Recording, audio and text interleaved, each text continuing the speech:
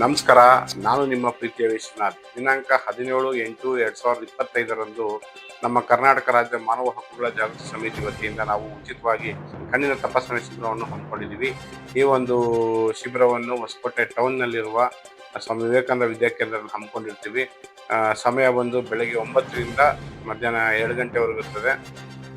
ಈ ಒಂದು ಕಾರ್ಯಕ್ರಮಕ್ಕೆ ತ್ರಿವಿಧ ದಾಸೋಹ ಕ್ಷೇತ್ರ ಅಂತ ಹೆಸರುವಾಸಿಯಾಗಿರುವ ನಮ್ಮ ಸಿದ್ಧಗಂಗಾ ಮಠದ ಶಿವಕುಮಾರ ಸ್ವಾಮೀಜಿಯವರ ಆಶೀರ್ವಾದದ ಮೇರೆಗೆ ಸಿದ್ಧಲಿಂಗ ಮಹಾಸ್ವಾಮೀಜಿಯವರು ಈ ಒಂದು ಕಾರ್ಯಕ್ರಮಕ್ಕೆ ಆಗಮಿಸಿದ್ದಾರೆ.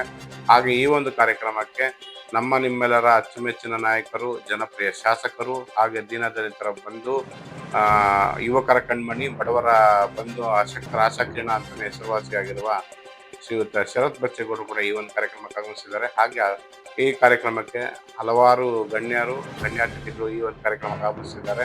ಹಾಗೆ ಏನಂತಂದ್ರೆ, ಈ ಒಂದು ವಿಡಿಯೋ ನೋಡ್ತಿರೋವಂಥವ್ರು, ಕಣ್ಣಿನ ತೊಂದರೆ ಇದ್ದಂಥವ್ರು, ನೀವು ಈ ವಿಡಿಯೋ ನೋಡಿದಂಥವ್ರು, ನಿಮ್ಮ ಮನೇಲಿ ಯಾರು ಇರ್ತಾರೆ, ದೊಡ್ಡ ಹಿರಿಯರು, ತಂದೆನೋ ತಾಯಿನೋ ಅಜ್ಜಿನೋ ಯಾರು ಇರ್ತಾರೆ, ಆ ಒಂದು ವಿಡಿಯೋನ ದಯವಿಟ್ಟು ನೋಡಿದವರು ಇನ್ನೊಬ್ರಿಗೆ ಶೇರ್ ಮಾಡುವ ಮುಖಾಂತರ ಒಂದು ಮಾನವೀಯತೆ